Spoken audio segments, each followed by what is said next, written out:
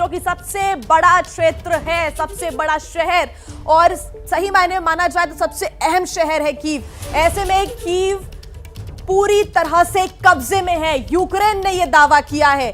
रूस की जो सेना है वो कुछ ही किलोमीटर दूर रह गई थी कीव से और लगातार अंदर घुसने की जो प्रक्रिया है वो तो चालू ही थी रूस के सैनिकों की, लेकिन अब कीव में फिलहाल शांति बनी हुई है। यूक्रेन ने ऐसा कहा है, लेकिन यह भी कहना है कि कीव पूरी तरीके से कब्जे में है। बड़ी खबर इस वक्त आपको हम बता रहे हैं युद्ध के मैदान से। देखिए, यूक्रेन की राजधानी है कीव और अगर यूक्रेन के ही कब्जे में है तो ये अच्छी खबर है, क्योंकि अगर यही दावा रशिया करेगा तो फिर पूरी तरह से उनका ऑक्यूपेशन हो जाएगा यूक्रेन पर, क्योंकि राजधानी में अगर रशियन फोर्सेस घुस गई तो फिर उसके बाद पुतिन का क्या कदम होगा, इस पर सबकी नजरें बनी हुई है। चलते हैं सीधा अपने एक्सपर्ट्स के पास, अपने गेस्ट के पास।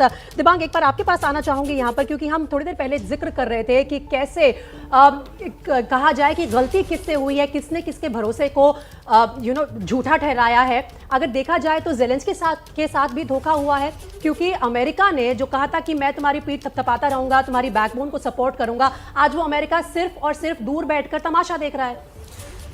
आप ये कह सकते हैं कि तमाशा देख रहा है, लेकिन सच्चाई ये भी है कि अमेरिका लगातार उनको अब जो साजो सामान है, सैनिक साजो सामान वो दे रहा है।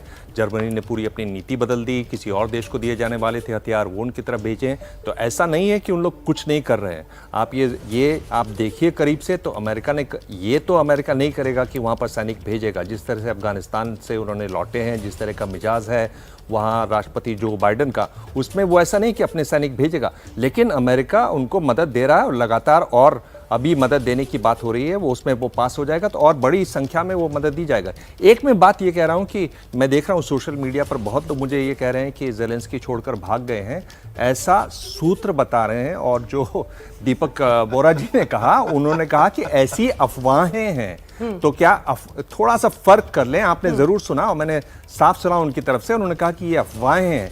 ये अफवाहें, देखिए अफवाह हर किस्म की हैं और दावे भी हर किस्म के हैं। अगर यूक्रेन की सेना कह रही हमने 3500 रूसी सैनिकों को मार गिराया, तो फिर सवाल ये आया कि भाई उनकी तस्वीरें दिखाइए।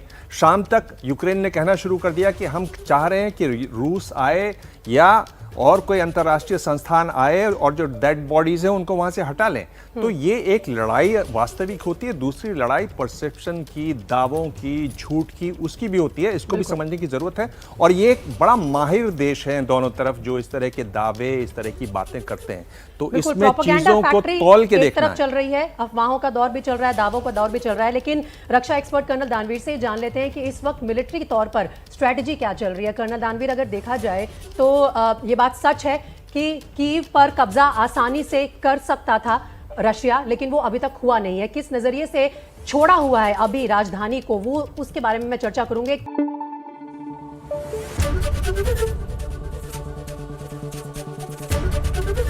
एबीपी न्यूज आपको रखे आगे।